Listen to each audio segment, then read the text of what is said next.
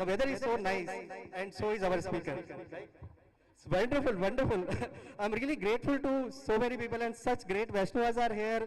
Prabhuji is here, and let me introduce. How many of you don't know Prabhuji, by the way? Oh, okay. Okay, that's a surprise. Okay, so Prabhuji is a mentor, he's an author, he's a monk, he's a coach. Okay, Prabhuji has been practicing Bhakti Yoga, and he has been a teacher in Bhakti Yoga for last at least 25 years. Prabhuji has written at least 27 books, okay, on various scriptures. He has been giving us the details of those scriptures which are very hard for us to understand, like Bhagavad Gita, Ramayana, and so many other scriptures.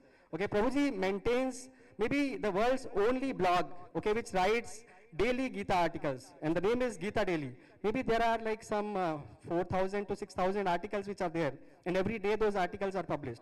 If any of you have never seen it, I mean, please go visit that portal. Okay. The other thing that Prabhuji also does is, like, he answers any question on spirituality in one of his site called the spiritualscientist.com.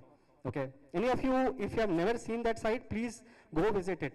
When we started our Bhakti Yoga practice, that was like a great source of information for all of us. And today also, even today. I mean, it's the amazing set of questions people ask, and Prabhuji answers all of them. And Prabhuji, not just like, writing books or writing websites, Prabhuji has given at least maybe 400 to 500 lectures so far in 100 plus cities. Prabhuji has been visiting multiple universities. I mean, like, just the name of some of the universities are like Stanford, Princeton, Yale, Harvard, MIT, Cambridge.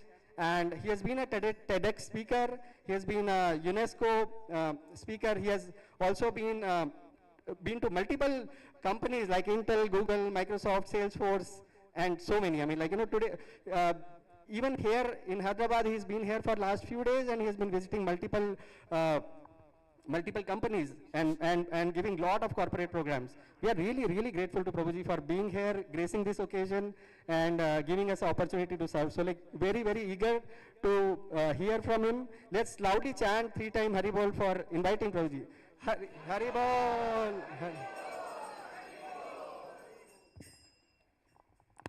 Hare Krishna. Am I on? Is this on? Hare Krishna, Hare Krishna. Hare Krishna.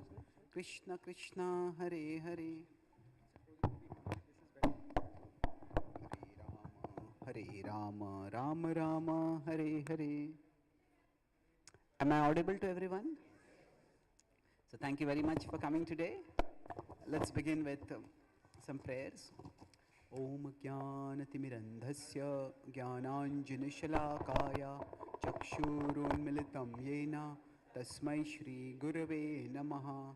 Nama Om Vishnupadaya Krishna Prishtaya Bhutale Shrimate Bhakti Vedanta Swami Iti Namine Namaste Saraswati Deve Gauravani Pracharine Nirvishesha Shunyavadi Paschatya Deshatarine Vancha Kalpatarubhyascha Kripa Sindhubhya Evacha Patitanam Pavanebhyo Vaishnavebhyo Namo Namaha.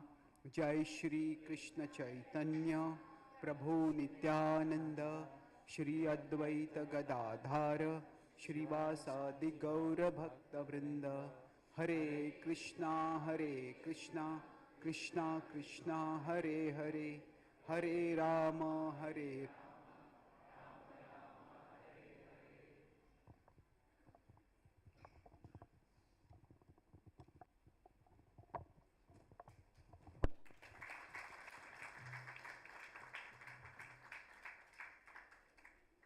Hare Krishna.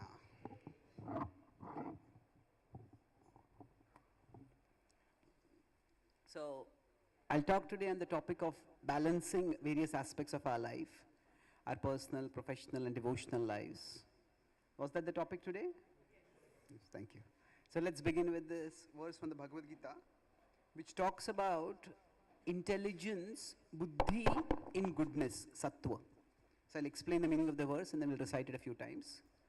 Pravrittim cha nivrittim cha. Pravritti is that which is to be done. Nivritti is that which is to be avoided. Can you see that from over there? Maybe some of you can move this side if you like. because I'll be writing and drawing quite a bit over there. So pravrittim cha nivrittim cha. That which is to be done, that is not to be done. So let's repeat this line. Pravrittim cha nivrittim cha. Then the same theme continues. Karya akarya. Bhaya abhaya. So now there are certain activities which we do, we feel afraid of doing those activities. And sometimes that fear stops us from doing something which is important for us. And sometimes that fear is an indicator that maybe this should not be done. Something inside us says, don't do this. So when is the bhaya that should lead us to akarya? And when we want to do karya, we should have abhaya. We should not hesitate to do it. So, karya karye bhaya bhaye. And then, bandham moksham. Bandham is bondage, moksham is freedom, liberation. Chaya vetti. Vetti means to know. When we are able to understand what will cause bondage and what will bring about liberation. Bandham moksham chaya vetti. Buddhi, such an intelligence. Sa partha, O Arjuna, O partha is sat, that is sattviki. So that intelligence which understands these things, that is a intelligence in sattva guna. That is the intelligence that we'll try to develop in today's session. Buddhi sa partha sattviki. Pravrittim cha nivrittim cha. Karya karye bhaya bhaye. Bandham moksham cha ya vetti. Buddhi sa partha sattviki. Pravrittim cha nivrittim cha. Karya karye bhaya bhaye. Bandham moksham cha ya vetti. Buddhi sa partha sattviki. So I'll recite once, and then after that we will responsibly recite, and then one last time we'll recite it all collectively together. So once last responsibly. So you can also be watching so that you can recite it yourself afterwards. Pravrittim cha nivrittim cha. Karya karye bhaya bhaye. Bandham moksham cha ya vetti. Buddhi sa partha sattviki. Buddhi sa partha sattviki. One last time together, all of us. Pravrittim cha nivrittim cha. Karya karye bhaya bhaye. Bandham moksham cha ya vetti. Buddhi sa partha sattviki. Thank you. So now this challenge of balance is not just something we are facing today in our society. Yes, today the challenge might be more acute in some ways. But this is a challenge that has been historically there for human beings throughout. Thousands of years ago, when Yudhishthir became the king, at that time, Narada came to meet him. Narad Muni came to meet him. And he told him, O king, you need to balance three things in your life. At that time, he talked in terms of the three purusharthas: dharma, artha, and kama. So the way it is, artha is, you could say, profit, dharma is virtue, and kama is pleasure. So now all these three are purusharthas. Purusha is used in the Vedic context in a gender inclusive sense. It's human goals, three purposes of human life. And what he says, O king, do not pursue virtue or religion, dharma, at the cost of profit and pleasure. Do not pursue profit at the cost of religion and pleasure, of virtue and pleasure. And do not pursue pleasure at the cost of the other two, of dharma and artha, of virtue and profit. So, what happens if we consider our life?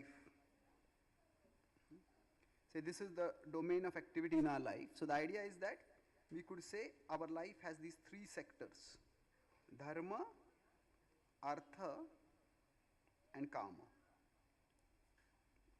Now, if in today's world we can say our dharma is associated with our temple and our services in the temple. Our artha is associated with our job and our finances. And kama is associated with our family. Am I not audible? It's a, thank you. So, now all these three have their importance. Sometimes the word kama is used in multiple connotations. So, the word kama can sometimes refer to sexual desire, or it can even refer more generally to any self-destructive desire. And in this sense, when it is used, it is considered unhealthy. It is considered something which we have to regulate. We have to guard ourselves from. Krishna says, this is a vairi. It's an enemy for us. But not all calm is a bad thing. So, calm, it basically can just mean desire. Desire can also lead to ambition. We all have ambitions in life. And we need to have something to dream about, something to aspire for in life.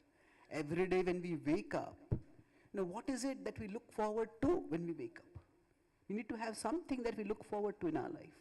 So calm is, in a positive sense, it is also used in a positive sense. There, it is one of the, you could say, the purposes of life, or one purpose of life, not whole purpose. It is a driving force in our life. It is what inspires us to do things. So we could say, now if our life is concerned, now if any one of these things takes over our life, so for example, if artha takes over our life, if work takes over our life completely, then that is when a person becomes a workaholic. Not just a materialist. There are many people who are materialist. But even among materialists, that materialist means those who think that matter is what really matters. But even among them, people are workaholics. That means their work is not just a part of their life, it's their entire life. And this, even from a material perspective, leave alone a spiritual perspective, is destructive. So for them, the work becomes their sole identity, their sole sense of self-worth and success. So Krishna is saying, don't pursue profit in this sense. This profit could be financial profit could be name and fame. Don't pursue profit at the cost of other things in life. Now this workaholism, so I'll start with talking about 3 ways in which we can become imbalanced, and then we'll talk about three principles that we can use to find balance. So for example, this workaholism is very much possible in today's world because work can be so challenging. There is so much instability. I may lose my job if I don't perform. So it is very easy to let the work dominate and define one's life. The work is important. There are 2 extremes that the human mind often goes towards. See, whenever we are dealing with something, some important thing is there in life, there are 2 extremes. One is to make it the only important thing, and the other is to make it unimportant. So finding that it's important, but how important, and how much of my time and energy I am to give for this, that is the key to balance. So we don't make it completely unimportant, we don't make it solely important. Now this can happen in professional life when a person is very passionate about their work. So generally workaholism is associated with men, but it's also possible with women. It's possible with everyone. So we can come back to this later, but I don't want to spend too much time on this. We all understand this. Such people who are workaholics, they can be, they end up being, they may be professional successes. Then professional life, they are not just successes, spectacularly successful, but they end up personal failures. Their family has broken apart, their children are into unhealthy habits, and then when they grow older, they just feel miserable and lonely. What did I do with my life? Our professional achievements, they cannot give us the warmth and the sense of connection and belonging that comes from other aspects of our life. So workaholism is one extreme. Now, the other is wherein we go towards, we make karma the only purpose of life. Now, that could mean calm in the healthy sense or calm in an unhealthy sense also. When karma becomes, it takes over our life, then what happens is, that person ends up basically becoming, it's not such a common word, but it is a hedonist. It's not just a materialist, it's a materialist with no boundaries at all. That not only pleasure, but pleasure at all costs. Or rather, it is pleasure without considering any cost at all. So this is a place where people become addicted. So this is where attachment comes in very strongly, and then attachment can degenerate to addiction also. So now this can also be over a spectrum, whereas a person may become a hedonist, a person just chases after pleasure, and even if that chasing after pleasure means that it's ruining their health, it could be addictive pleasures, it could be ruining their relationships. A person goes in that direction. That is unhealthy. But even if that doesn't happen, but a person can become very overbearing in their relationships. Like when we are in our relationships, everybody needs some space. If you feel that somebody is constantly trying to dominate my life and take over my life, then we feel very uncomfortable. So if somebody does that to us, it's uncomfortable. But if we do it to others, that will also be uncomfortable. So parents naturally want to care for their children, and it's important. But if in caring for the children, if the parents don't let the children space to grow, then the children will feel suffocated. And eventually, when they do grow up, they will rebel against the parents. So letting one aspect of life dominate our life, that's not very healthy. So if, we'll come back to this, all of these we'll try to come back again when we get time. But this is if our life is centered only on one particular relationship, and say if that relationship breaks down, if our defining identity is that particular relationship, that relationship somehow breaks down, they start thinking, who am I? It's not just a relational crisis then, it becomes an existential crisis. Who am I? If our children grow up and children go out and our whole life has been centered on taking care of our children. But then who am I to do after my children have grown up? Do I have an identity and a purpose separate from my children? It could be separate from any relationship it may be. So the point is, we can't let this alone take over our life also. So karma is important, but again it is not to be all important. Now we may say, isn't dharma important? Well, yes, it is. But dharma can have two different meanings. So when dharma, in the sense of religion or virtue, that takes up the entire life of a person, then that is, at one level, the person becomes impractical. Or that person may even become fanatical. That the Bhagavad Gita is a very realistic book. Krishna tells Arjuna in the Bhagavad Gita that Sarvarambha hi doshena dhumena agnirvavrita. He says, every endeavor is covered by fault in this world. And we have to settle that. Nothing is going to be perfect. That I'm trying to cultivate virtue. I can't be flawless. We'll all have some vices. We're trying to live a life of our religious principles, but the world we live in is contaminated.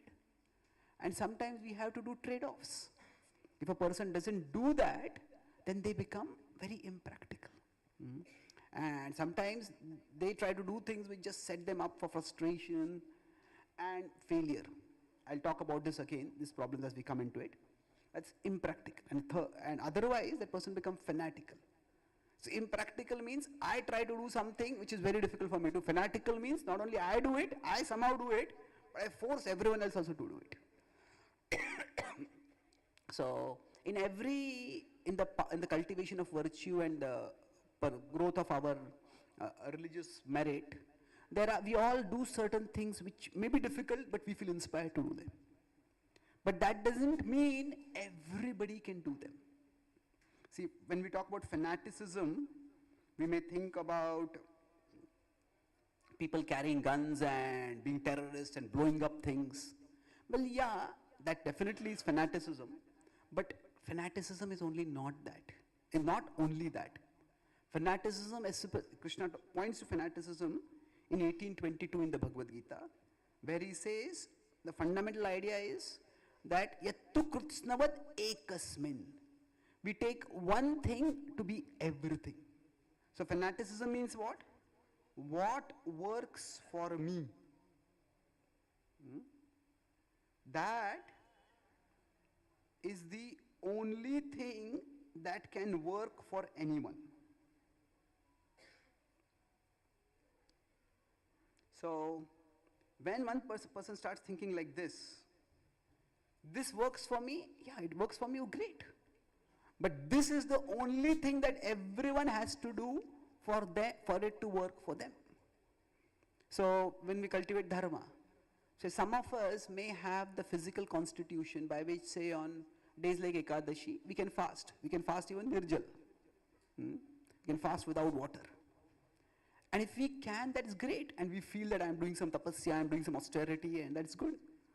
But then, if we start forcing everyone else to fast, so there are people who are nirjal, and in Marathi we make this joke, we say, there's the Nirjal club, and they consider anyone who doesn't belong to that club as the Nirlajja club. Nirlajja means shameless. That you people have no sense control, you are attached, you look down on them. So that is bad.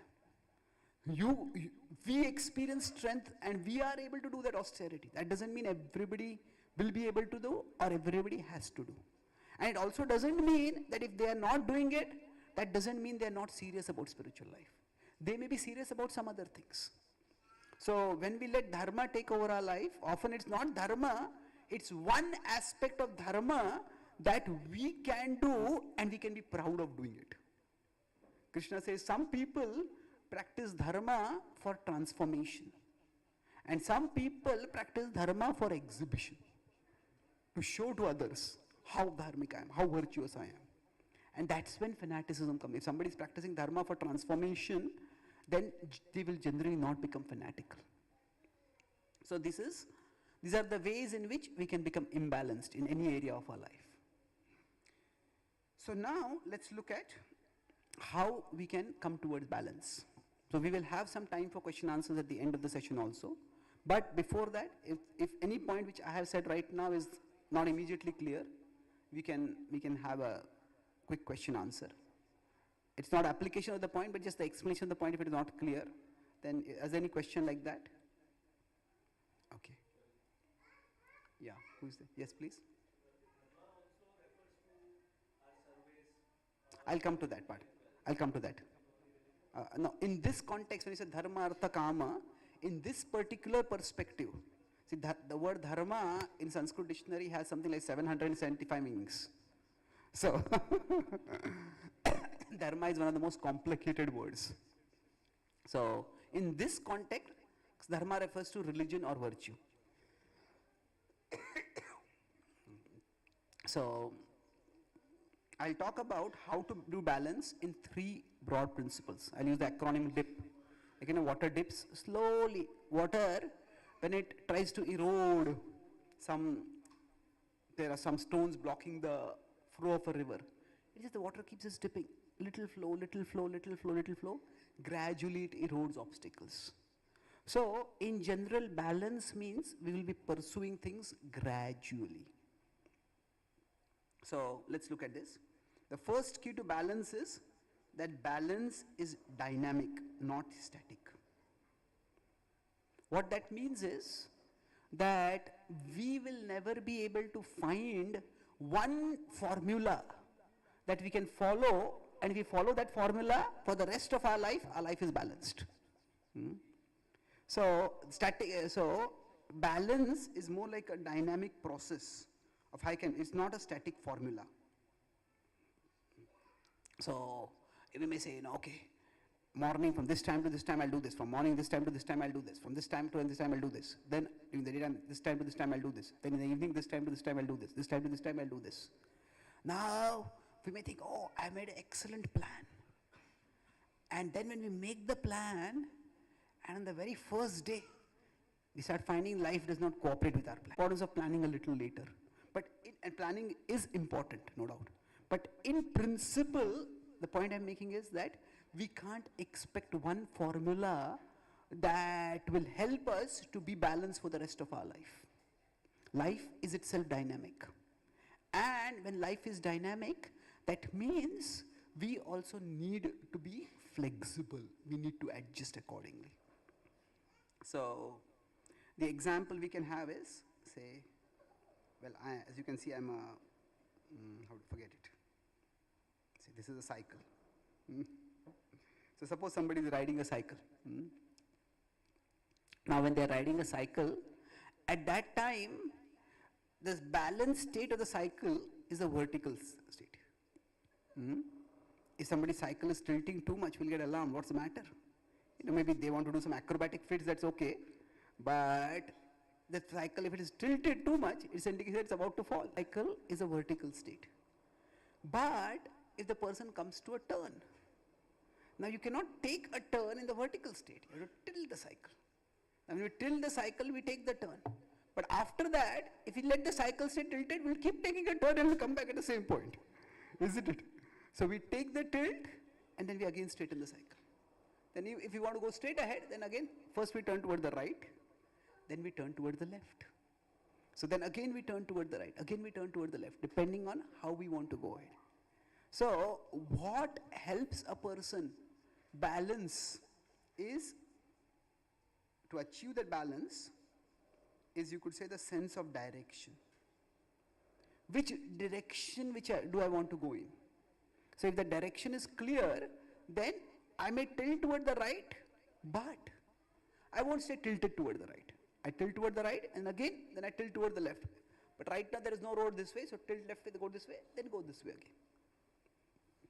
So when we're thinking of balance, similarly in our life, there are different areas. So rather than, I'll talk about this point more later, but rather than thinking of, it's like these are 3 areas of my life, so each of these areas, I'll give equal time.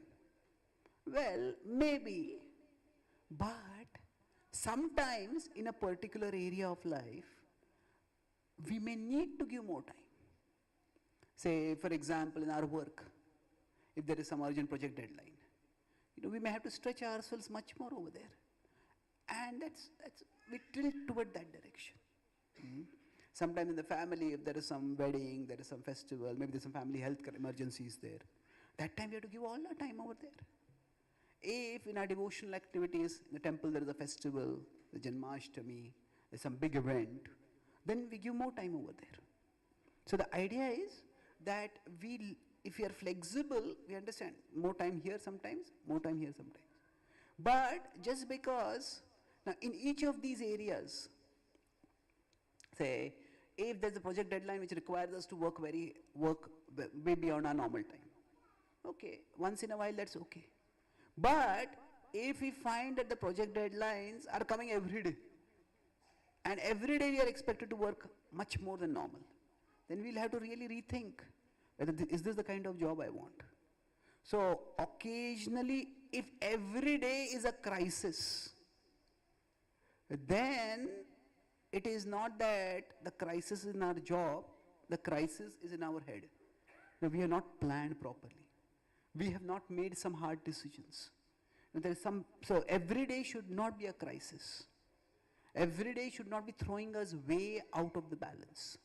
So the idea is, instead of thinking of these three, say I am here, and say this is my family, this is my spirit, this is my temple, this is my job. And instead of thinking that these three are three separate directions, sometimes you can feel like that. But what we understand is that actually it's not like this. Say, I am here, and these three are three lanes in my life.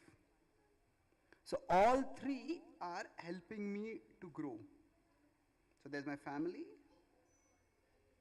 there's my job, and there's my spirituality.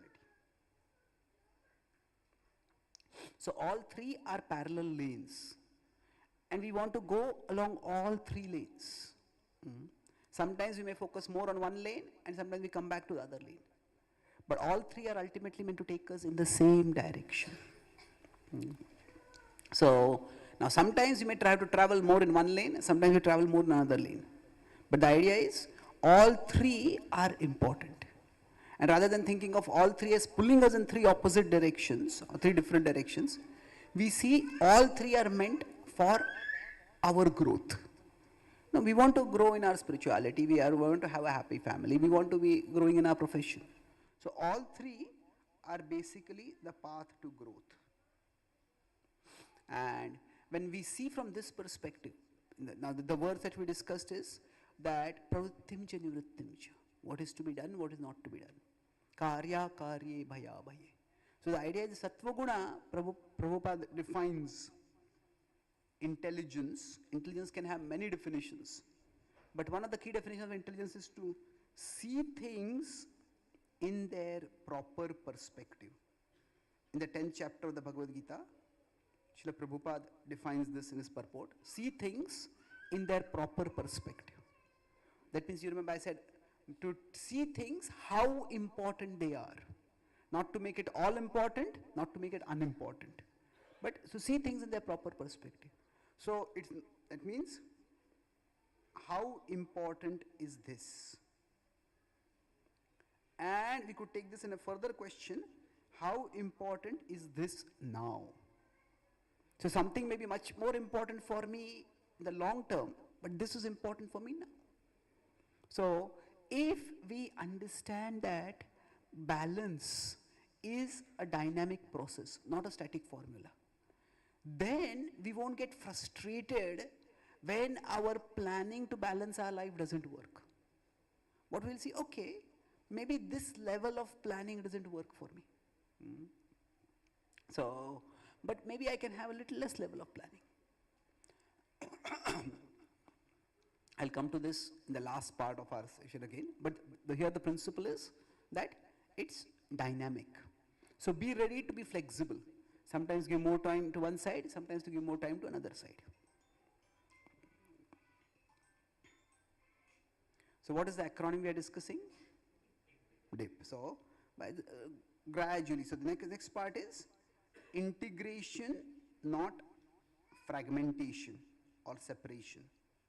What that means is, we need to see that the various aspects of my life are integrated. So this is actually, in fact, the crisis for Arjuna also. Why do you think Arjuna became unwilling to fight at the start of the Bhagavad Gita? What was the reason? Because of family attachment. Okay, that's one answer. Indecision. Okay, but compassion. Fundamentally, what was his crisis? Fear. Fear of what? Fear of? Sorry? Committing sins, committing wrongdoing. So actually, those are attachment and fear and compassion and all those are true. But if you look at the flow of the Bhagavad Gita is that Arjuna was torn between two dharmas. One was his Kshatriya dharma. If he considered himself to be Kshatriya, he should be fighting. But the other was his Kula dharma. Kula dharma is his dynastic duty. If I am a member of this dynasty, then I shouldn't be fighting because these are people of my dynasty. So Arjuna came to the battlefield in the mood of a Kshatriya, ready to fight. But when he came in the middle, Senayor Bhayor Madhye Ratham Sthapayame Achyuta, when he came in the middle, that is the time when he saw that initially he was thinking that Dhartarashtrasya Durbuddher Yuddhe Priyakachikirshava. Who are these people who have come to assist the evil-minded son of Dhritarashtra? That's what he wanted to say. But as soon as he saw them, now it just registered in his mind very gravely that they are all my swajana. They are not just the supporters of Duryodhan, they are my swajana, they are my relatives, they are my family. Swajanam hi katham hatva sukhina syama madhava.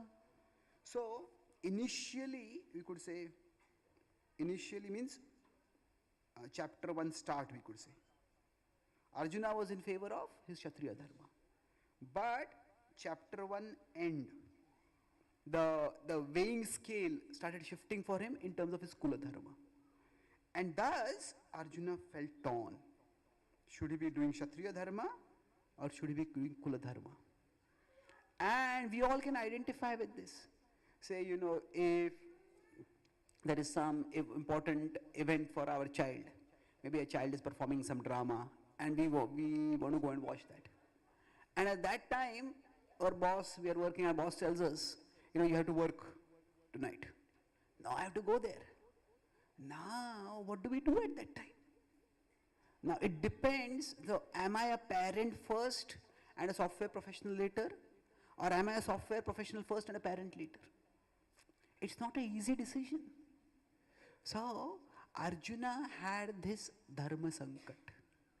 And that's why when he asks Krishna, his question is, Pruchhami tvam dharma sammudha chetaha.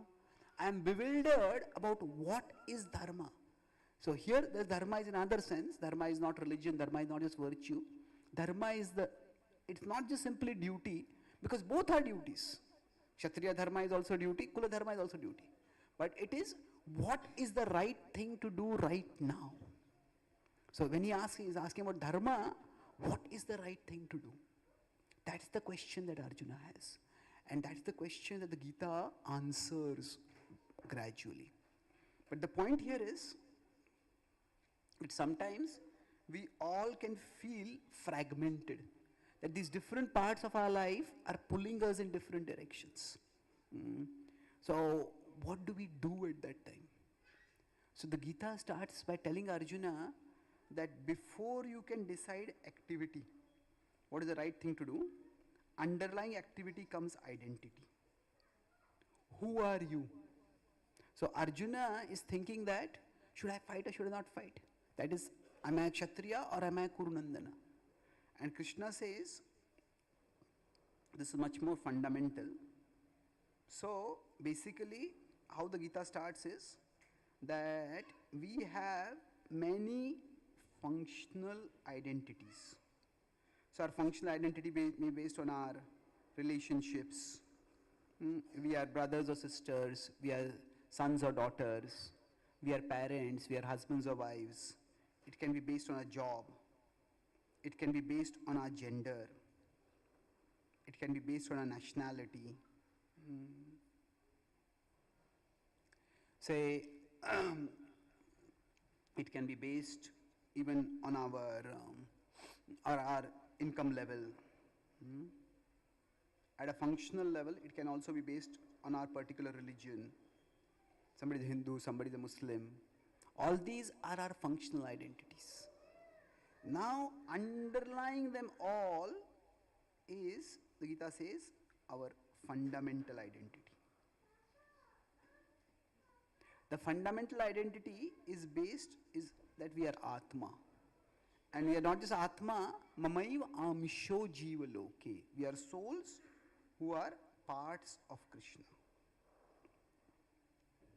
So now, We have a functional identity, and we have many functional identities, and we have a fundamental identity.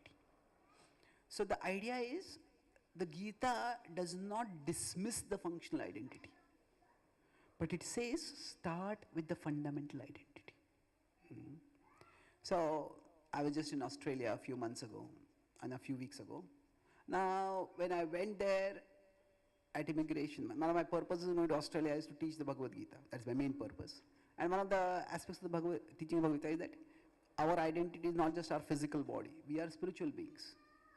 But when at immigration they're asking me, where are you from? I can't say I'm a soul. Isn't it? That's my that's my fundamental identity. But there, I have to tell my functional identity. My functional identity is that I'm Indian. I have an Indian passport. So, our functional identity is not to be devalued or trivialized. It is important. However, if we equate our functional identity, it becomes our soul identity. That is when there are two problems that can come. The first problem is that then it can conflict with other functional identities.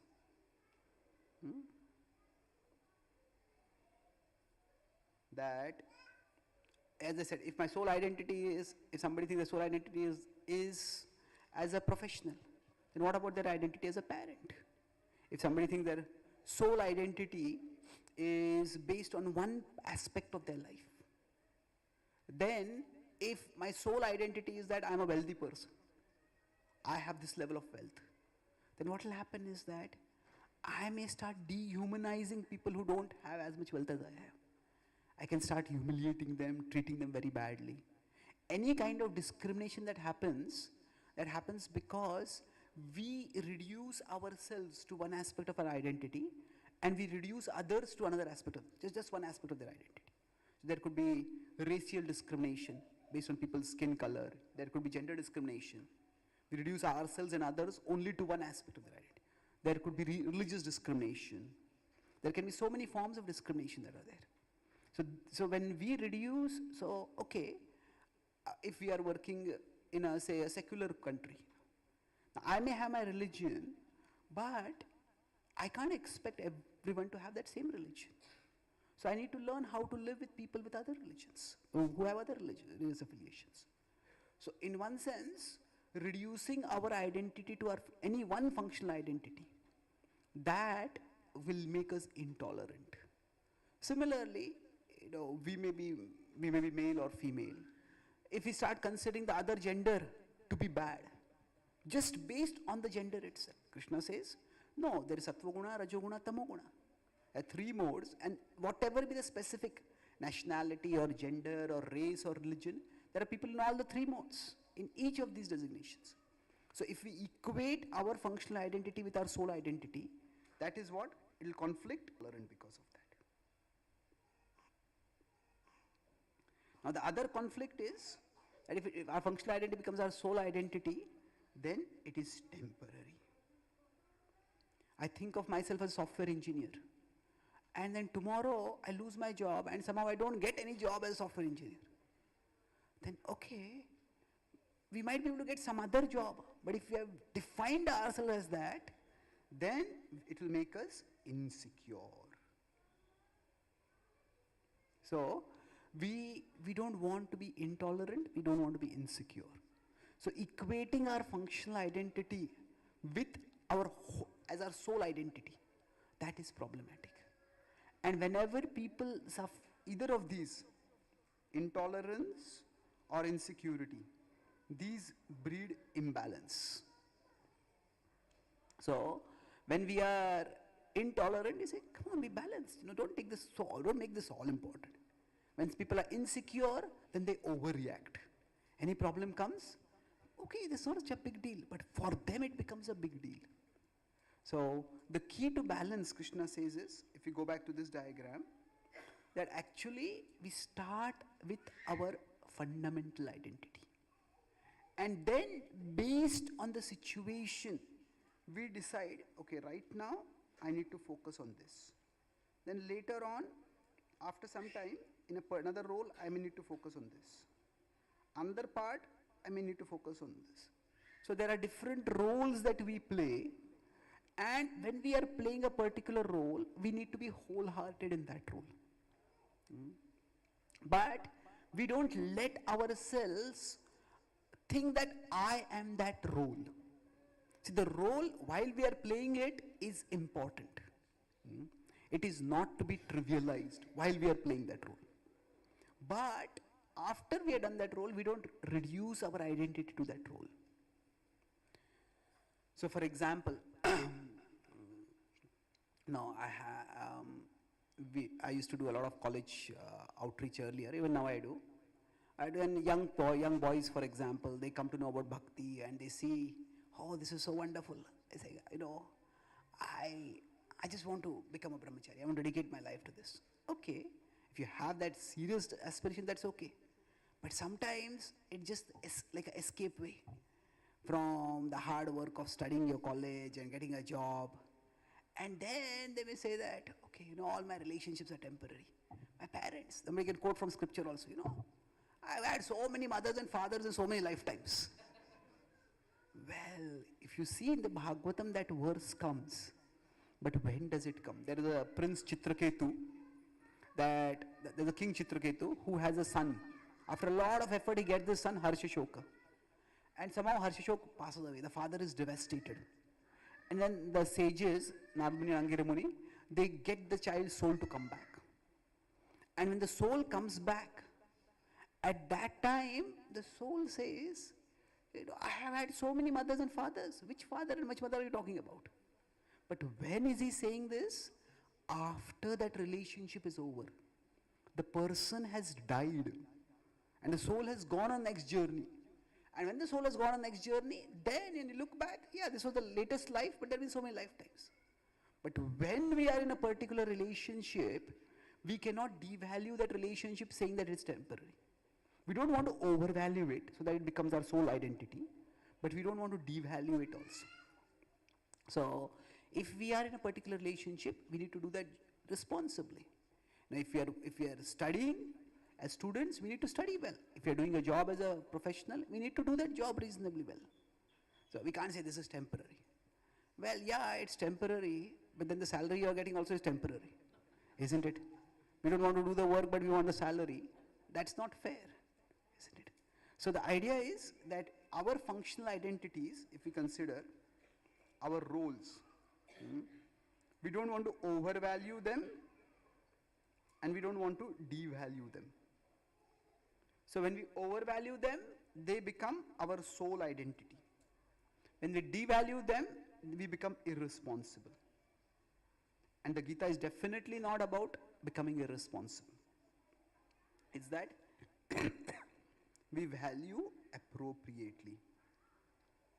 So the idea is that once we understand that I am a soul, I am a part of God, then that fundamental identity, knowing the fundamental identity, what it does is, it gives us security. Because this identity is never going to be taken away from us. I may have a particular identity. I may be in a particular relationship, I have identity based on that. But if that relationship is no longer there tomorrow, and that identity may be taken away. But the identity that we are souls, we are parts of Krishna, this identity can never be taken away from us. So that gives us, so it's not just the idea that I am a soul, but rather this becomes the foundation of my various roles in life. And as a soul, I can do whichever role is required for me to do. So when we seek balance, the idea is that if we have some foundation that is unchanging, then we can manage various things. So to be able to balance, what we need is periodically go back to the foundation. Okay, my job is pulling me in this direction, my family is pulling me in this direction. Now from an ultimate perspective, actually we could say that we are souls. Yes, that is true. But here, if if I see, I put our religion also as one of our identities. It is not our sole identity. Now, I'm not just talking in terms of, say, Hindu, Muslim, Christian kind of identity. At present, when we are functioning, if I consider my bhakti, that at one level is one of the activity that I do. That I do some seva, I do some sadhana, I come to satsang. That is one of my activities. It's important. Now, it will help me realize who I am. And that is true, and we'll come to that. But this is one of my identities. So that's the second part. We start with integration. Integration means all of my various things that are pulling me in different directions, they are unified at a fundamental level. I am a spiritual being. I am a part of Krishna. And these are the various roles I am playing. And that brings me to the last part. What is the acronym? Anyone remember again? DIPS. So P is purpose. So we focus on purpose, not on convenience. What do I mean by this? Let me explain that purpose, when I'm trying to balance these activities, I don't just choose that which is convenient. One of the reasons things become imbalanced is that we use one of these things. If there are three roles in our life, we use sometimes whichever is the path of least return, least resistance, to get away from the other things. Then we can't balance ourselves. So, when I was doing youth outreach, one day one young boy came to me and he said to me, I want to become a brahmachari. Okay, now I'd never seen him come regularly to the temple. You're not regular in sadhana, you're not doing any seva. So I said, you really want to become a brahmachari? He said, yes, by Sunday I'm going to decide. Oh, okay. I said, what is going to happen on Sunday? He said, I have proposed to a girl and she has said she will give an answer by Sunday. If she says no, I'll become a brahmachari. Now, there is a big difference between frustration and renunciation. So, if he is thinking of becoming a brahmachari, is it because of renunciation or frustration? Frustration. Now, what is the difference in terms of analysis? We could put out there two: desire to enjoy, and there is the ability or the resource to enjoy. So, if you consider this to be like a table, when there is renunciation, there is the ability to enjoy, but there is no desire to enjoy. On the other hand, when there is frustration, there is a desire to enjoy, but there is no ability to enjoy. So, frustration everybody gets in life. But frustration is not a qualification for renunciation. So, why I'm talking about this is purpose, not convenience. Sometimes we start prioritizing one thing because we are frustrated with other thing. And we are running toward one thing simply to get away from the other thing. So, in our family relationship, there is some issue. So, we just go to the temple and start doing a lot of seva. Now, okay, that may be fine to get some relief. But if that becomes our escape way from dealing with family issues, that is not a healthy thing. See, we all need some relief, some comfort, some relaxation, that is good. But that shouldn't become our permanent escape way from our permanent dodging of serious issues in life.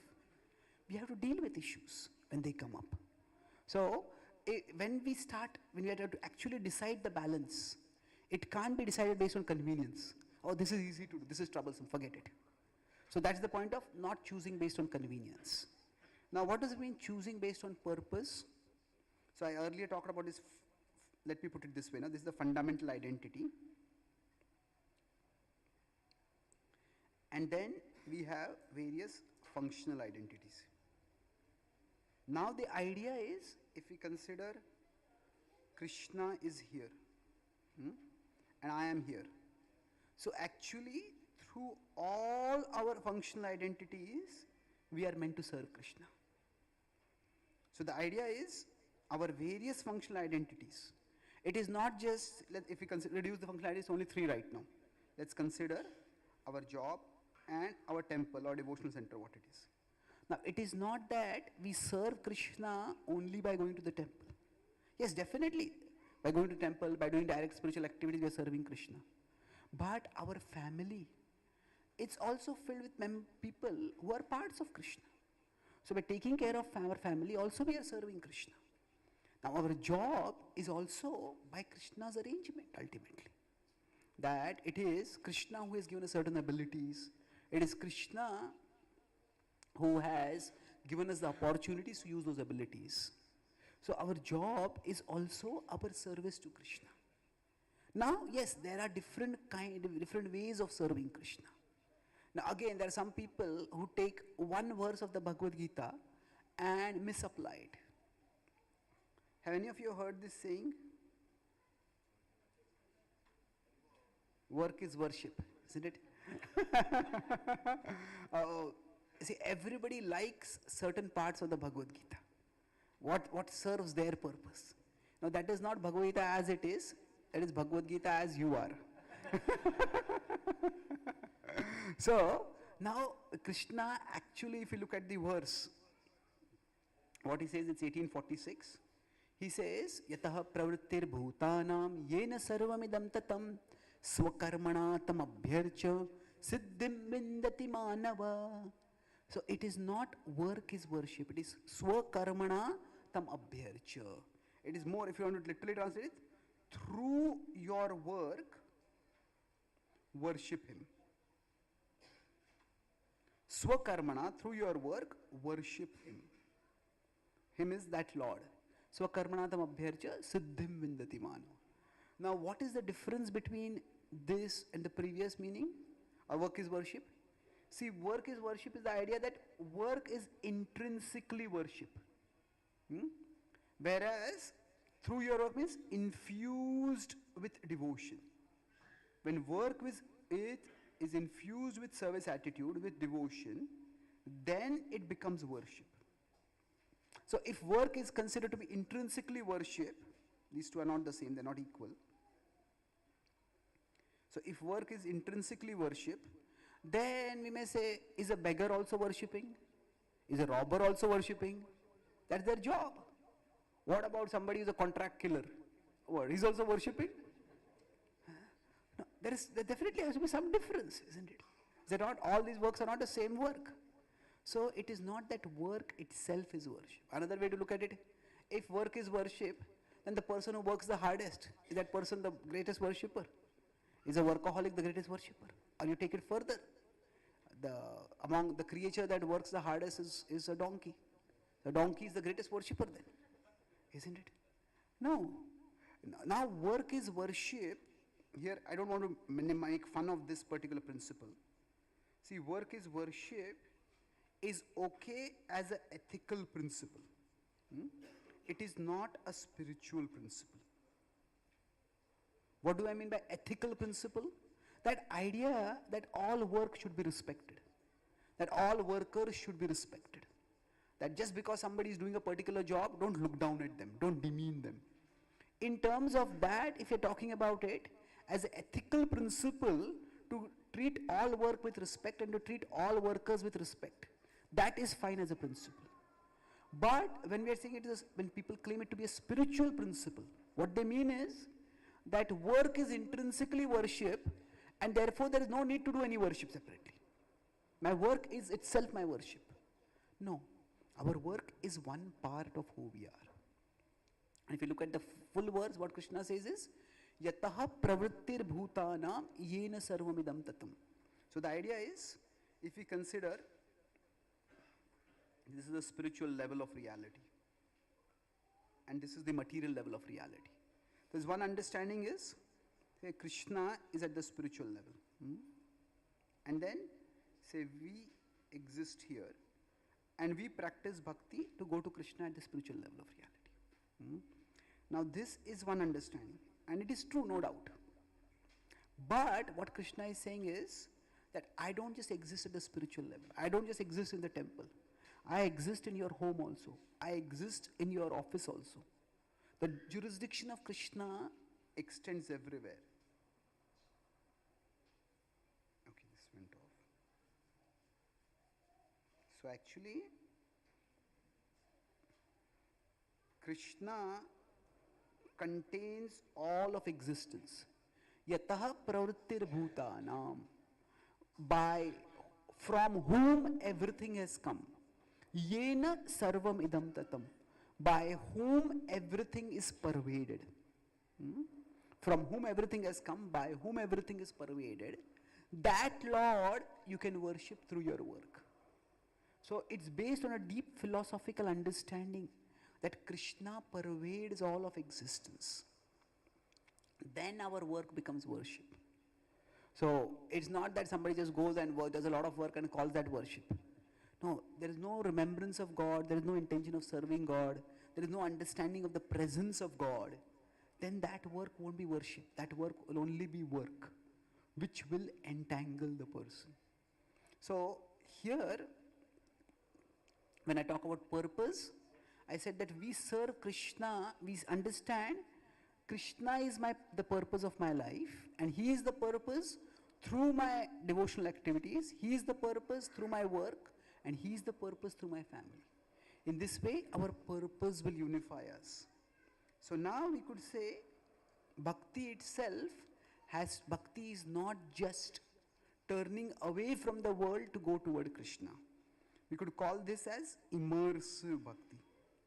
That is definitely there. We all need some time when we just turn off the world and turn toward Krishna. We do our japa, we do our sadhana, we do our puja, we come to satsang. So when we are coming to satsang, we shouldn't be looking constantly at our phone. Oh, what has happened? What has happened? What has happened? Those other roles, they have time for that. So there are some times when we need to immerse ourselves in Krishna. And there has to be at least every day a few moments in our life when we actually feel that there is a reality beyond the reality of this world. The purpose of immersive bhakti is not to just get some rituals done, do some puja, chant some japa of a particular number of mantras. But during that time, at least for a few moments, we remember there is a bigger reality. We actually experience some calm, some connection, some strength. There is some higher reality. And we all have that experience. We may not have seen Krishna, but we don't have to see Shyam Sundar Krishna to know that when we do kirtan, we experience something higher. When we do puja, there is some connection we experience. And that depends on how much we are immersed in it. How much we try to engage ourselves in it. I saw one example of, nowadays people do multitasking. And sometimes some activities you can do multitasking. If you're driving a car, you can be talking with someone. You can be hearing an audiobook. Some activities don't require much attention. And we can do multitasking. But some activity, Krishna exists and that I am a part of Krishna. And then, Krishna talks about this in 12.8 and 9. He talks about immersive bhakti.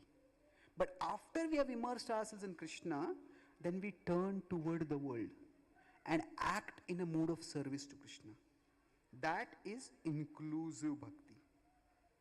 By inclusive means what? Bhakti that includes the world in its scope. Bhakti that includes our various roles and responsibilities in that. Krishna talks about this in 12.10 and 11. When he says that, through your work, you do your work for me. If you can't work for me, then you do work for some good cause and offer the results to me. So this is also included in the domain of bhakti. So bhakti has both these aspects, immersive and inclusive. And when we understand this part, that actually my purpose is to serve Krishna through all activities of my life, then it is that purpose that will bring some sense of clarity for us. So sometimes I serve Krishna more through my family responsibilities. Sometimes I serve Krishna more through my professional responsibilities. And sometimes I serve Krishna more through my direct devotional activities. So the unifying understanding is, see, philosophically, we have all heard that we are parts of Krishna. This is the last point I'll make over here. We are parts of Krishna. But what does this mean in practical terms? What it means is we have parts in Krishna's plan. That is the practical implication of that. If I am part of Krishna, that means I have a part in Krishna's plan. Say, if somebody is a part of the Indian cricket team, then they have a part in that team. Okay, you are a fielder, you are a bowler, you are a batsman, you are this, like that. So every one of us has a part. And our part is different from the parts of other people. How we balance our life will be different from how others balance their lives. But we all have a part. And that part may involve multiple roles. So rather than thinking, oh, I have to take care of so many things, and I have to take care of my family, I have to take care of my job, and on top of that I have to practice bhakti. Sometimes we start thinking that bhakti is another to-do in our list of to-dos. I already have so many things to do. Well, yeah, bhakti can seem like that. But if we understand bhakti as giving us the conviction, the security that Krishna has a plan for my life, that I am a part of Krishna's plan. And then eventually that will give us the security that, okay, my various roles that are there, Krishna will guide me how to integrate all of them. What to give more time to, what to give less time to. Krishna will guide me in those directions. And that is how bhakti can seem to be another to-do in our list to-dos, but bhakti is actually another way to do. Another way to do our to-dos, you can say. That means we do our various to-dos in a mood of service to Krishna. This is not just my family that I am taking care of. This is not just my job I am fighting against the world to do. It is actually Krishna who is guiding me. It is Krishna who I am serving through all this. And when we have this another way to do our to-dos, this is actually Buddhi Yoga. Krishna says, I will give you the Buddhi to do yoga. I will give you the intelligence by which you can come to me. Krishna talks about this term in many places, but I am referring to its usage in 10.10. Dadami Buddhi Yogam tam yena mamupayanti te. So when we have that attitude of service to Krishna in whatever we do, Pachitam Priti Purvakam. Krishna, you are my master, I am your servant. Please guide me. How do you want me to serve you? Now, how do I manage all my responsibilities? How do I balance them? Please guide me, Krishna.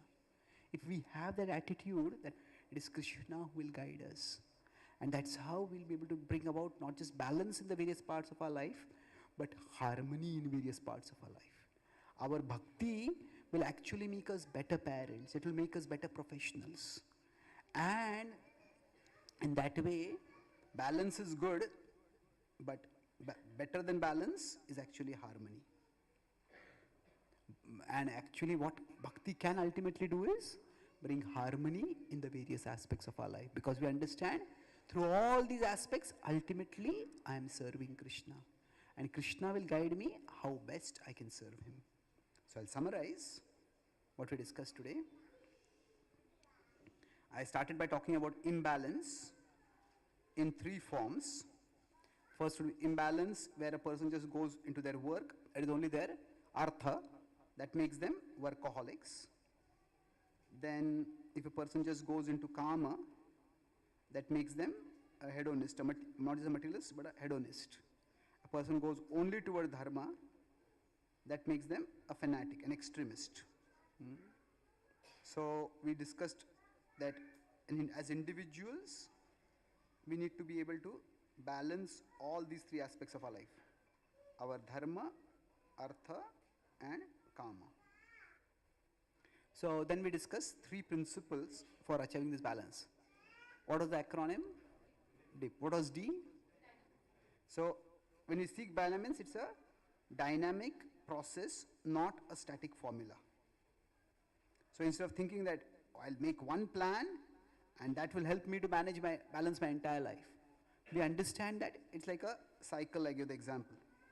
We focus on the direction, not the route. So that sometimes I have to move this way, sometimes I move this way. So we look at how these are all three distinct lanes on the same path. Hmm? So dharma, artha, kama, they're not pulling us in different directions, but they're all taking us in the same direction. They're all helping us to grow in our life. Hmm? Then what is the second part? Integration. Integration, not fragmentation.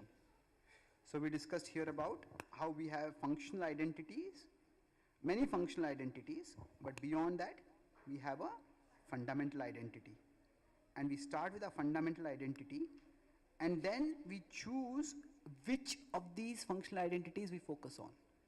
If our functional identity becomes our sole identity, then that can make us intolerant or insecure. Intolerant because we will not give.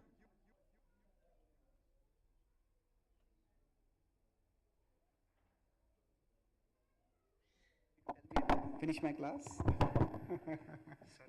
Thank you. So, focusing on a fundamental identity can give us a sense of balance, a sense of security rather. And the last part was we focus on purpose, not convenience. Not that just because this is too troublesome, so I will do that. No, that would be, I discussed the difference between frustration is not the same as renunciation. So if we start using our spirituality or any other aspect of our life to escape from other aspects of life, that is not healthy.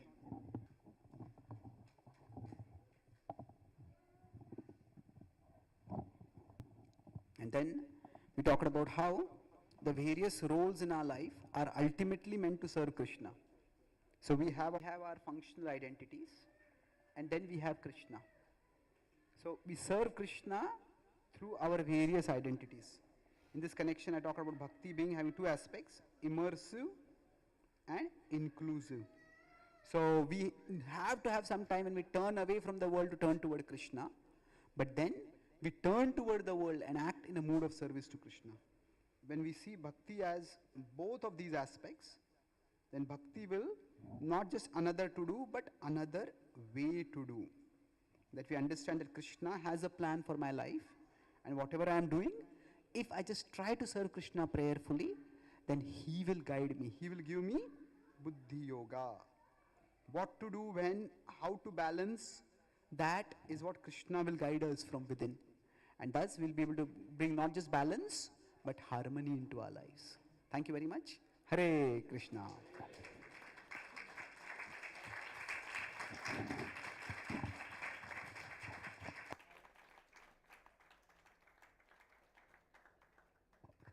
Hare Krishna. Thank you, Prabhuji, for enlightening us, how to balance between our various duties and to decide on what is the right thing to do at the right time.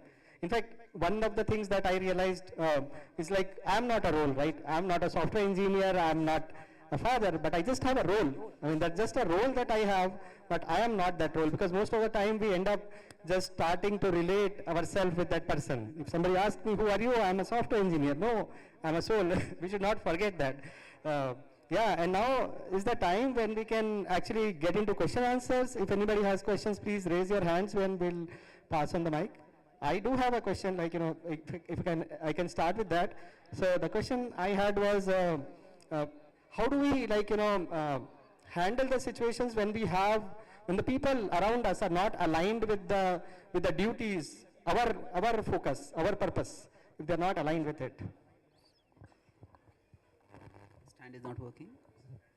Let's try if it works. So, okay, I think this is not uncomfortable. So basically, now when, if I consider again, say I am here, the other person is here, and Krishna is here.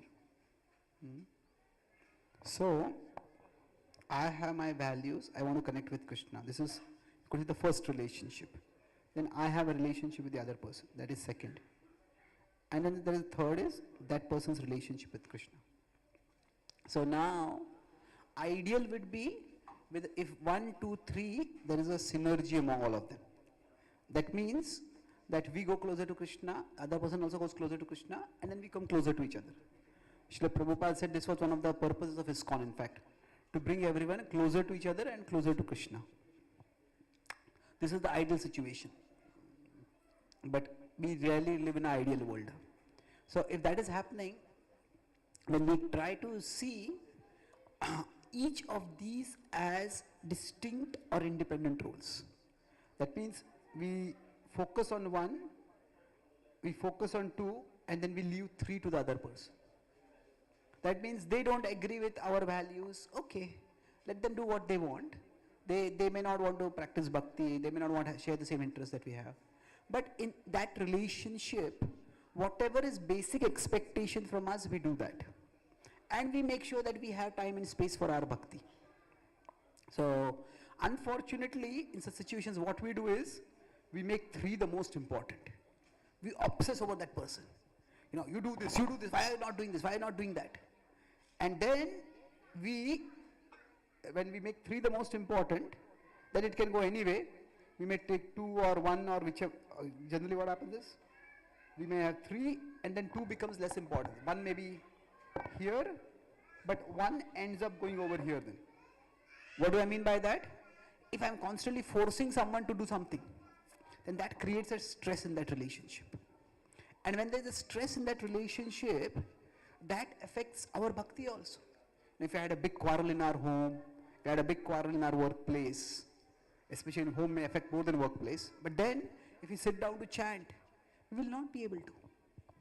So what we need to do is just separate these three, and most people, if we are not forcing them to do something, they will also not force us to do something. And then we have our space, they have their space.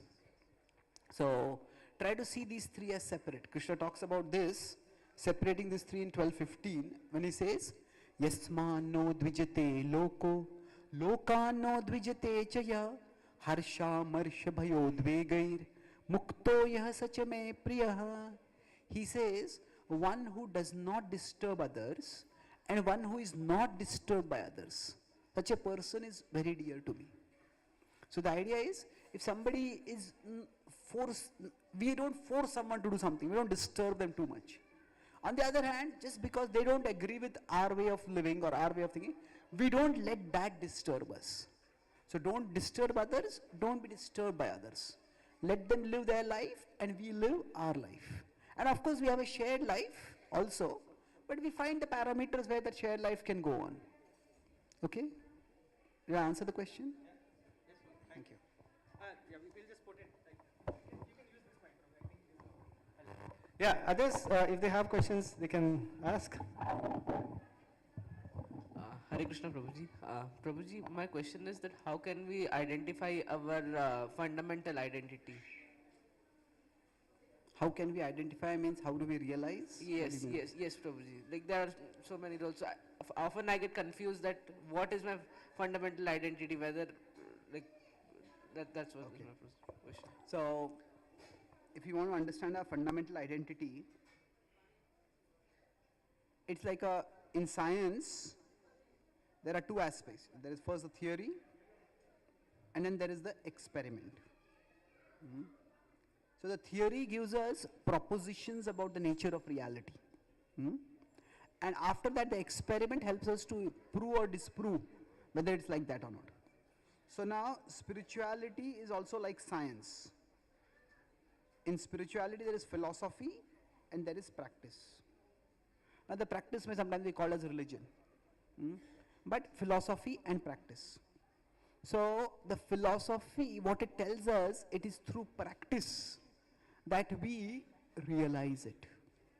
So, for example, the philosophy tells us that we are souls, we are parts of Krishna. Now, when we practice, say when we come to a temple and participate in kirtan, or we go to a sacred place, now we experience something, some great peace, some joy, something mystical we experience. Sometimes when we go to some pilgrimage, we may be physically very tired, but when we reach that place, suddenly we feel some vibes, we feel some sudden, what is this? Now at the level of the body, we are tired, at the level of our mind, we may be distracted, exhausted, so much noise and all this, but suddenly we start experiencing something higher. That is, we are experiencing something at this level of the soul. So it is it's philosophy that gives us conceptual understanding, and the practice that gives us realization.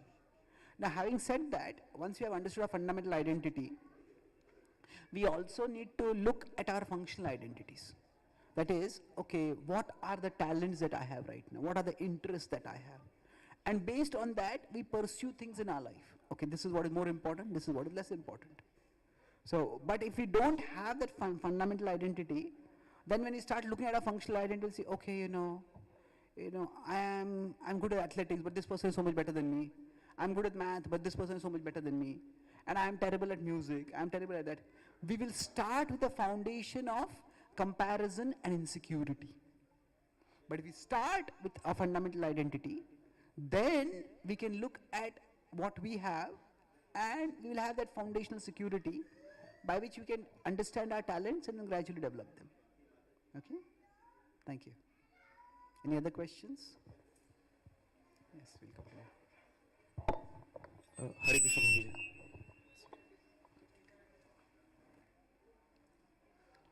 So it's an extension to the previous question. Like, what about the work that we are during the search of a fundamental identity that doesn't align with the work that we have been performing? So Can you give an example? So it's like, I'm in the search of my fundamental identity, and the current work that I've been assigned, I don't like it. It's like, but it's equally important. Let's say it's in my job, but it's equally important because it gives me money. But I don't feel it aligns with my fundamental identity. But like, how do I prioritize it? In what way does it not align, you feel? It's like it doesn't give me the connect, or it doesn't give me the fulfillment. Yeah, good point, thank you. See, our functional identity, one of the identity the Gita talks about is in terms of our varna. Varna is not caste, it is more of psychophysical orientation. See, we all have particular interests which we are born with. So this varna Krishna talks about in terms of guna and karma. So guna broadly refers to when we have the qualities for something, then we are comfortable doing that activity. And when we have the karma for some activity, okay, what's happening here? When we have the karma, am I audible to everyone? Okay. Then we are competent at doing that activity. So we all need to, while we are doing various activities in our life, we look at what we are comfortable doing and what we are competent at doing. Now, it's not very easy. Ideal would be that if you could say there's something I'm comfortable doing and something I'm competent doing. So, if you can find the intersection of that, that is the best. So, if we don't, then it may be that I'm competent at doing something. I'm good at my job, but I don't really feel good while doing that job. If we have neither guna nor karma for a particular role, then it's best to shift. Best to shift to some other role. That if we neither like what we are doing, we don't get any satisfaction in doing it. Now say somebody has the guna for music, somebody has the guna for maths, somebody has guna for language. Then when they are just playing with numbers, they are playing with words, they are playing with musical notes, they just forget the whole world. They're just happy doing that. Now, of course, they also have to build a career. We have to earn a livelihood in that. So we have to look at that also. But the point is that if we consider 4 quadrants, there's guna. Guna means comfort. And karma means competence. So the ideal is if we can find, okay, what happened? This would be the best. If we can find a job which is in this area where we are both comfortable and competent. Now this is also, I would say, okay or good. See, sometimes in today's world, what exactly is the varna is very difficult to find out. See, most people don't really have a career, they just have a job. And what do you differentiate between a career and a job? career, now there are many ways of differentiating, but the way I am talking about is career means a person has a passion for doing that activity. And say I studied engineering, and most of the students, which I was studying engineering, none of them were really interested in engineering. Engineering was just a way for them to get a job and earn money. That's not the best thing, but that's not a bad thing. So, and they were in that college, they were good at that, and they moved forward. So sometimes if we have competence, then it's just a source of livelihood for us, and we are not really looking forward to it, we're not very passionate about it, and that's also okay. Now if we have the guna, but not the karma for it, then it is okay, but then that may not be a source of livelihood for us. That means I feel good doing this, but if I'm not really good at it, then it's unlikely that people are going to pay me for doing it. So this could be just something which is like a relaxation for us.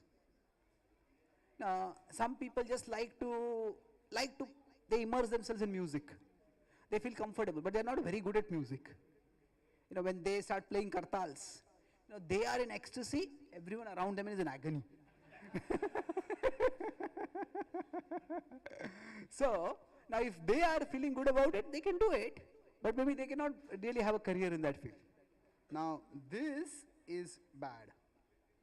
If we have neither guna nor karma, if we are doing something which doesn't give us satisfaction and in which we don't have any competence also, then it's best to come out of that area. So, if we could come to this, now in today's world it takes time to find out. Because even if we get a job that we like, it's still that in that job there will be things which we don't like, isn't it? One of my friends told me that he just wanted to be a teacher from his childhood. And he's become a faculty in a prominent university in America. But he said, now, although I'm teaching, but a majority of my energy goes in getting sponsors for the various research that I'm going to do. And people have to, he says, I like publishing, I like teaching, but I don't like all this writing project proposals and getting funds, but that's a part of the job. So it's very unlikely that in today's world we will find a job which is like a perfect job for us. That the guna and karma, everything aligns. That's not going to happen. But even if there's a reasonable level of alignment, that's good enough. So if we are, now to answer your specific question, if we are in a place where we don't like the current job that we are doing, then if we are not even competent at it, then better we need to shift. Otherwise, we will have to shift sooner or later. But if we are competent, then we do it as a way for earning a livelihood, as a way for maintaining our social respectability, but also keep exploring. You know, is there something else that interests me? See, to understand all this, self-observation is very helpful. A self-observation means what? When we are doing various things in our life, which are the things which I really feel satisfied doing? Which are the things I look forward to doing? Or if we have people around us who are our well-wishers, who are our friends, they can tell us, you know, when you are doing this, you seem to come alive. You know, people talk about different subjects. Now, when we talk about someone we care for, someone we love, then immediately we come alive at that time. So through self-observation and association, we can find out. Okay? Thank you. Mataji, you had a question there? Okay. Is there another? Can we have Mataji asking some questions, then we'll come back after that. Let me know when to stop.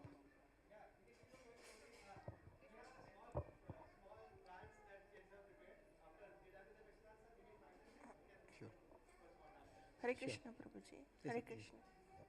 Prabhuji, what is to be done when two functional identities are not complementing with each other? How to choose which functional identity is to be given more importance? Like for example, if a person is a soldier and at the same time if he is a father, and if he chooses one functional identity, he may not fulfill another functional identity, though basically he might be identifying his fundamental identity, but then he may have to compromise with one or other functional identity. At that time, how the decision is to be taken? Thank you.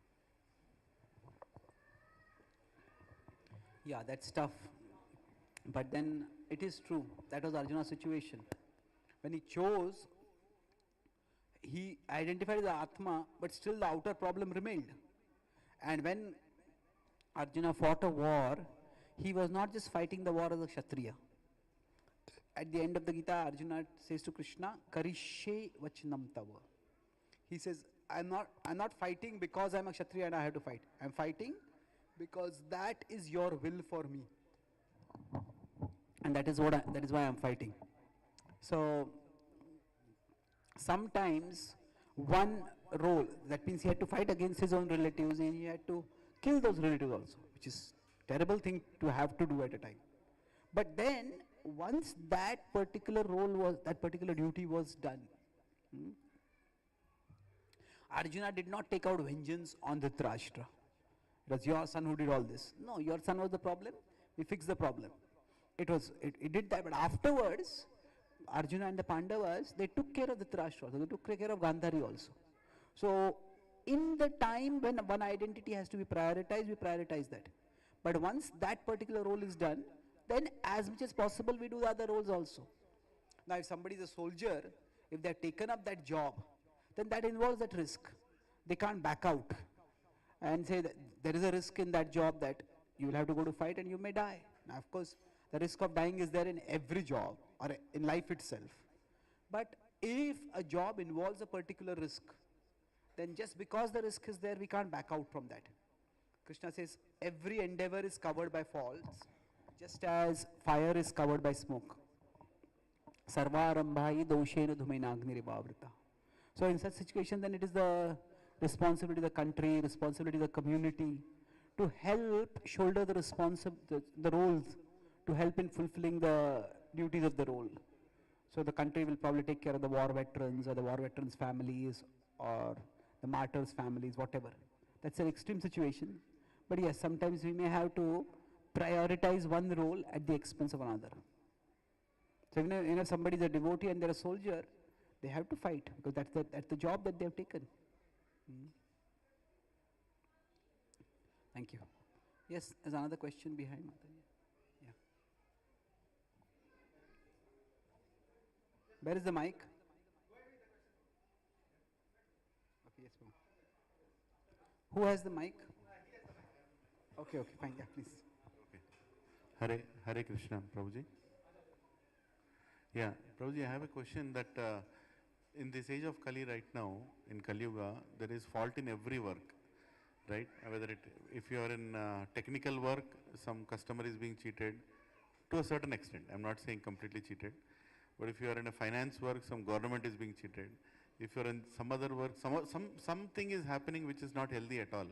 So I know there is an area of influence, area of concern. Some things are not in our influence, but still, it kind of gives a bad feeling when you do this work, when you go outside, that in front of you it's happening. So how do you, even though it is according to your competence, even though it is according to your comfort, but you land up at a place where you're not happy with the way things are going. So where is the line we should draw? It's a good question. See, what is the role of ethics in bhakti? This mic, let's see. So, how do we decide how much to focus on? Am I audible to everyone? This mic is becoming too humble. Okay. Is there a knob over here to fix something? Because it's going like this. Like this? Okay. Raise it up. Is it okay now? Okay. So, in general, as devotees, we should try to live ethically. As it's that if you consider with respect to ethics, we could say that there is ethical behavior and there is unethical behavior. Now, in unethical behavior also, there is a spectrum. Spectrum in the sense that there is unethical behavior that is sometimes unavoidable. Unavoidable means that without doing something unethical, nothing gets done. Then we want to be devotees of Krishna. We want to be ethical, but we want to be devotees of Krishna. So our primary purpose is to practice bhakti. So if say suppose somebody is in a particular post, and then there is some kind of questionable ethical behavior, some kind of corruption or something like that, that just everybody does that, and you can't get any work done without doing that at all. Then if a particular person wants, if that is their calling, they want to become an anti-corruption activist, they want to become an anti-corruption campaigner, then that is entirely up to them. If that was their inspiration, can a devotee become an anti-corruption activist? Of course, a devotee can do that. But does that mean every devotee has to become an anti-corruption activist? Not necessarily. Not necessarily. Now, that is something which everybody, see in the past, our life also, some people are by nature more revolutionary. They want to just change things. Some people are not revolutionary, they are more like reformers. Okay, let's fix things whatever we can. So if something is unavoidable, then we may do it, but we do it minimum. So in the unavoidable, then there is something which you could say is conventional. Unavoidable means you just cannot do it without doing it. Cannot do a work without doing it. Another is something which is conventional, means everybody does it. Now, somebody may decide that, okay, I don't want to be a part of it, but if I am not a part of it, then everybody else will get me into trouble because I am not a part of it. Then we may do it, but we don't take that part of the earnings for ourselves. No, we give it for some good cause. So whatever earnings are coming from that particular, those shady dealings or whatever. So charity is not meant to whitewash immorality. But charity is a way to at least show, this, if this is not what I've earned, this is what I've earned by my hard work, this is what I've earned because of the system, it's not by hard work, I don't want this. So that way, if something is conventional, we can give that in charity. And then something is intentional. That means we take the initiative in doing it. That is something which is absolutely to be avoided. So I would say that there are degrees in this. So now each person ultimately, now with respect to what is unavoidable. So when I say what is intentional means that a person deliberately chooses to do some unethical activities just so that they can have some shortcuts or earn some money more. That a devotee should not be doing, definitely. Now with respect to the other part, where something which is unavoidable or something which is conventional, ultimately we have to live with ourselves.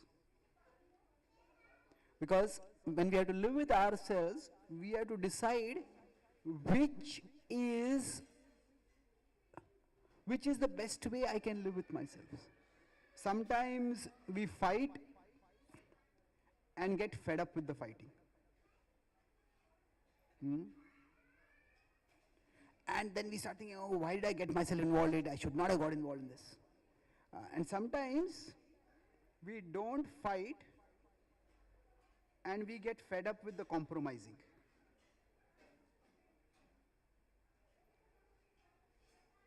So in this case, I may need to decide in which option is it more difficult for me to live with myself. So if we are going to take one path, each path will have its consequence. So now which consequence is going to be more disruptive for my life as it is? Sometimes for some people it may just be true that not fighting, especially somebody has a bit of a Kshatriya nature. Kshatriya nature doesn't mean that you have to fight with weapons, but that fighting spirit is there. Now for them, when they see something is wrong, and if they don't do something to fix it, then they just feel so terribly restless with it. I can't live like this. So for example, when Sita was being abducted, at that time, Jatayu saw it, and Sita saw Jatayu first, and Sita told Jatayu specifically. Now she was also Kshatriya, and she immediately assessed that Jatayu will not be able to fight against Ravan. Ravan is too strong. And she specifically told Jatayu, don't try to stop Ravan. Just inform Ram that I have been abducted by Ravan. But Jatayu felt, if Sita is being abducted, she's like my daughter. You know, how can I just stand by while she's being abducted? So even if I die fighting, I'll do that. So that was a devotional cause, but Jatayu at that time felt, I can't live without this. I can't live like this. Now Hanuman went to Lanka, he could have got Sita back. But he decided, no, this is for Ram to do. Although Sita is in danger, he didn't just fight to death to destroy Ravan completely. He said, let's see what Ram wants to do. So he could have fought, he could have won, he could have died, we don't know, but he came back. So we all essentially, instead of saying live with ourselves, choose our battles. So for some people, they get into a particular issue and their mind starts beating them. Why did I do that? This is so complicated. Why did I do this? Is so complicated. If you are making a particular choice, then don't be resentful about the consequences of that choice.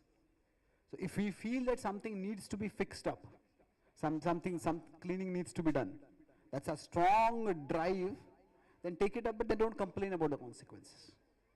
So each person will have to decide what is the way they want to contribute most effectively. Say, it's happened with some devotees that, say somebody works in the government and they may themselves not be corrupt, but there's a network of corruption. And then they not only decide not to be a part of it, but they decide to actively oppose it. And then that person, the whole system is against them, that person gets transferred to some God's forsaken place. And there, they don't have even social power because it's a very uninfluential post. And they are even away from devotees. So materially they lost power, spiritually they lost association. Now of course the devotee can say that there's opportunity for me to share bhakti and create a community over there. And that might work out like that. But if it is not working out like that, a devotee may decide that, okay, there is this greed here, there is lust here, there all these anarthas are there. And say corruption is because of greed. Now we could fight against the specific manifestations of corruption that are there in terms of greed that are there. Or we can say that by my practicing bhakti and by my sharing bhakti with others, we are working to remove greed from the hearts of people. So one is addressing the manifestations of greed. Corruption is a manifestation of greed. The other is addressing the root cause of that corruption, that is greed within the heart. So as devotees, we are trying to address it at the foundational level. So ideally speaking, a devotee who is practicing bhakti seriously will not give in to greed, certainly not greed at the level of unethical activities. The devotee understands karma, a devotee understands that actions have consequences. So it's not that when we are saying choose our battles, that doesn't mean that we just let society is going to hell and we are just watching it go. No, we are doing what we are positioned to do. So we could say corruption is like a symptom. And greed is the cause. So now ideally speaking, what it is there are two things, Shastra and Shastra. So Shastra is weapons. That is used generally by Kshatriyas. So that is actually the domain of Kshatriyas, to work to stop corruption, to maintain law and order. Now greed, that is addressed through Shastra. And that is through wisdom. That is through a spiritual worldview. This is what Brahmanas do. So what we are trying to do as individuals, when we are practicing bhakti, is we are working at this level of addressing the cause. Now some of us may also want to work at this level, and that's fine. But we shouldn't get so caught at working at the functional level that we stop working at the fundamental level. Does that answer your question? Thank you.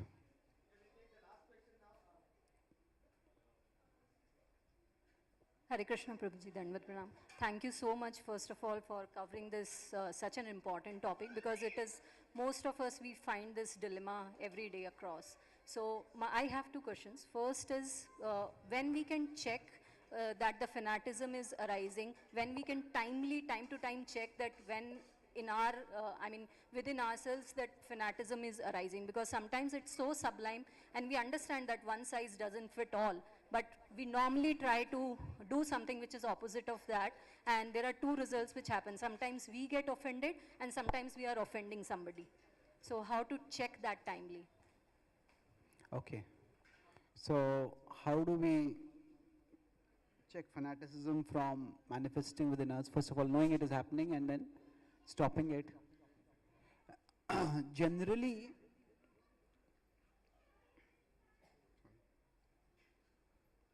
see, when we talk about association, it is important to have like-minded association. So for example, like I give the example, if somebody is fasting for Ekadashi, then it is nice for them to have some friends who are also fasting for Ekadashi, because we'll all have some moments of weakness. So then we can encourage each other. If some devotees, their primary strength comes from, say, studying Bhagavatam, and they are very, very diligent about that, then it's good to have a social circle like that. So this like-minded association, it is helpful for you could say, deepening our bhakti. And we all talk about deepening our bhakti, which is important. But it's also important to associate, to have unlike-minded association. Now this should not be regular. I mean, it has to be, it cannot be as often as or as close as the like-minded association. But it's unlike-minded association that it can help is broadening our bhakti. And broadening our bhakti is just as important as deepening our bhakti. Deepening means I'm going deep inside and connecting with Krishna. But broadening means I understand devotees from different perspectives. Different devotees come from different backgrounds. Different devotees are inspired by different things. So especially in the first 10, 12 years of my life, I was a brahmachari in India doing college preaching mostly. Then after that, I said last 10 years or so, I have been traveling all over the world. And I met devotees from different countries, different backgrounds. And initially, many things that they did jarred me. How can a devotee do this? But then as I talk with them, I could see that they are still serious devotees. They have devotion to Prabhupada and Krishna, and they are trying to serve earnestly. And when we start broadening, that is when we become broad-minded. So unlike-minded association is also important. That means that if some devotees is behaving in a way different from us completely, or very much, and we just can't connect with them, we can't relate with them. We feel this person is such a frivolous devotee, such a person not a devotee at all. But then we find others are appreciating that devotee. Why are they appreciating? What they find in this devotee? We could say that devotee in Maya and everybody is appreciating them also in Maya. Well, that's a somewhat arrogant way of looking at it. But then we try to, okay, what do you find so good about this devotee? And I say, oh, this devotee does this. Oh, okay. Yeah, that's also important. So in spiritual life, there can be many activities that can inspire devotees. So it's like Krishna himself is multifaceted. So I may be approaching Krishna from here, and it is this aspect of Krishna that attracts me. But somebody may be approaching Krishna from here, and it is this aspect that attracts them. So Krishna, when he says all attractive, that means Krishna can have aspects that can attract people whom I don't find attractive. That means I just, like, some devotees may be very soft and gentle and we may like them. Some devotees may be very rough and tough and aggressive. I say, how can a devotee be like this? But there is something about Krishna that attracts them also. And bhakti is big enough that it can accommodate everyone. So especially if we have to work in an environment where the devotees have different dispositions, then it is good to spend time and talk with the devotees. And that way we'll understand them more and then we can broaden our bhakti. Does that answer your question? My last question is, Prabhuji, like, as you said that life itself is a dynamic and we also go through most of the broader arenas. There are three arenas which are like job, your family and your spiritual activity. But sometimes what we, as you said that what we need to think is what is important and what is important now. So once we conclude that, but because we are not in isolation and that affects the others and that results in, and maybe the reciprocation is that I'm not in line with the process, but my intention is not that. And it, which results in doing the service for Krishna, being fearful or being just fitting in the tribe, which is not my purpose. Okay.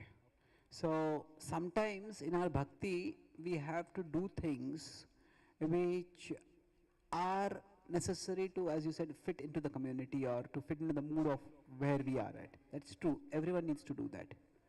But if there are some things that nourish us, some things that help us experience Krishna, then we need to make time for those. So we may do some things which others expect us to do. But if those are not nourishing us, then even in bhakti,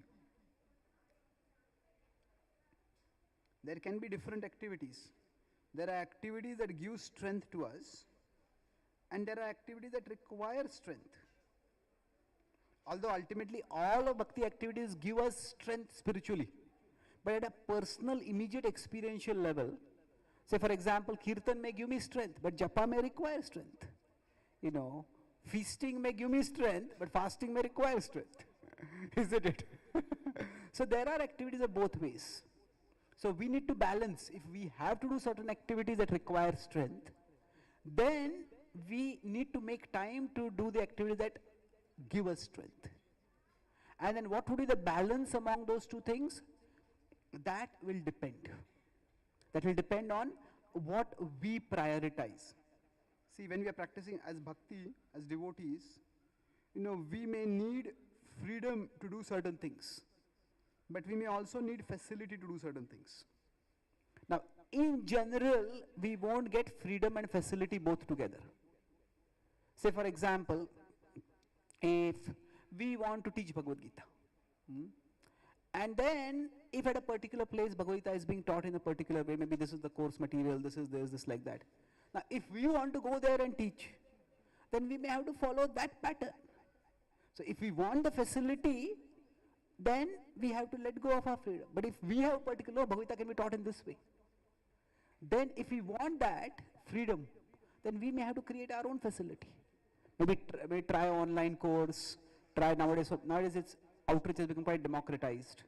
We do it in our own way.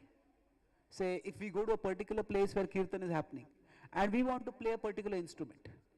Maybe we are good at that instrument, but if that instrument doesn't fit in that particular environment, then if we want the people in that group to hear our kirtan, we may have to conform to that.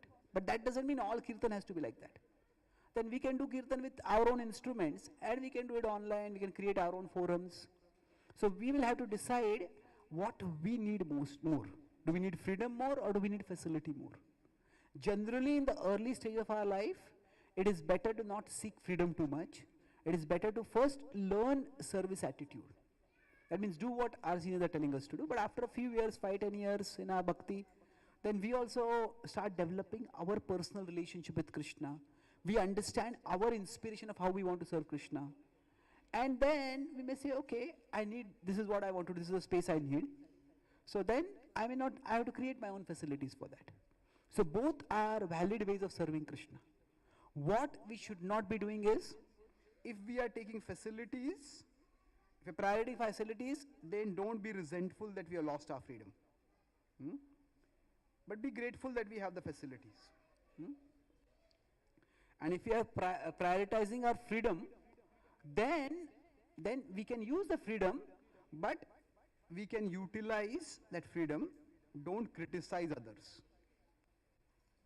That means, okay, I have created my own space and I'm using it, but don't be criticizing, oh, these people didn't help me, that people those didn't understand, they didn't understand. No, people are different. When Prabhupada was in India, his spiritual master's mission was there, the Gaudiya Math. and he wanted to carry on his spiritual master's mission only. But then he found that he wanted to work with his god brothers. But they got caught in some parochial concerns, they started fighting over property, and they somehow lost the zeal for outreach. When Prabhupada didn't see that was not happening, he was taking their facilities, but things were not moving forward. Then he decided he will go to America himself. And then he started his own outreach. Now when he was going to America, he didn't write to all his god brothers, please give me some funds, or please give me people. He didn't say that. He knew that this was what he was doing. He needed that freedom, so he couldn't demand facility from them. So we have to decide, how best can I serve Krishna? And then decide whether I want facilities more or I want freedom more. And then accordingly we move forward. Okay? So thank you very much. Srimad Bhagavad Gita ki, Srila Prabhupada ki, Gaur Bhakta Vrinda ki, Nitai Gaur Premanande.